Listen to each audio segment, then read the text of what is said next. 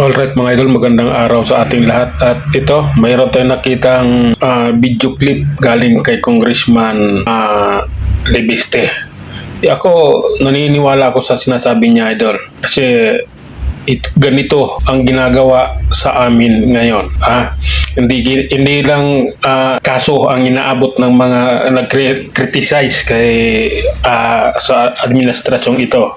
Hindi lang kaso, pati lahat ng account namin nasususpindi, nabubura, nawawala, kagagawan ng administrasyong ito. Kaya ito, panoorin ninyo ang sinasabi ni Congressman Lebiste. Ang Pilipinas ngayon ay nasa ilalim ng de facto martial law. Hindi man deklarado, pero nararamdaman. Marami ay tahimik dahil sa takot na makasuhan, dahil nakikita na ang mga kritiko ng administrasyon ang mga unang sinasampahan ng kaso habang ang ibang mga kaalyado ay hinahayaan. Dahil dito, ang ibang mga batas ay inaaprubahan ng walang debate at may mga bilyon-bilyon pisong mga budget na hindi kinakwestiyon. Kasama dito ang mga pambayad para sa ibang mga media at social media personalities at mga troll farms na nagpapalaganap ng fake news at umaatake sa mga kritiko ng administrasyon. Ganito din sa panahon ng martial law ni dating Presidente Ferdinand Marcos Sr.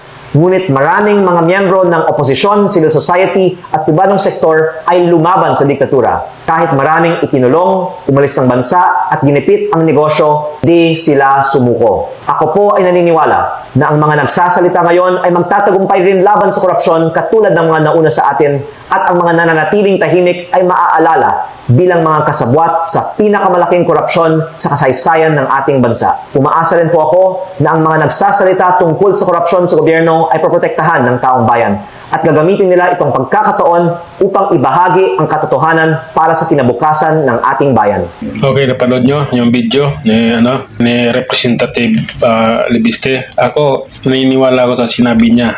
Yung ginagawa ni Bangag ngayon, nung Marcos Jr. ngayon, yun din ang ginagawa nung tatay niya noon. Ginaya lang din niya yung ginawa ng tatay niya noon sa ngayong administrasyong ito.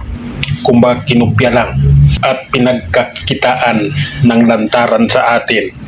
Ang iba, karamihan dyan, tahimik dahil sila ay kumikita. Nung panahon ng tatay niya, 20 years na nungkulan, magkano pera nakuha niya sa taong bayan.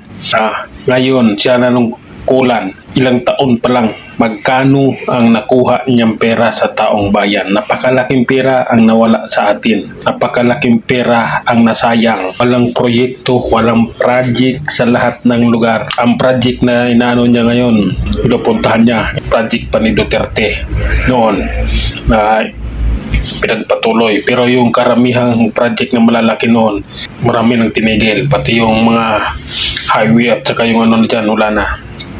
Kaya ngayon, ang pera nandyan sa mga congressman at ilang senador, pati kay Marcos, andyan sa kanila yung pera. Sila ang umuubos ng pera nating mga mamayang Pilipino. Kaya anong masasabi nyo sa sinasabi ni Congressman Lebiste?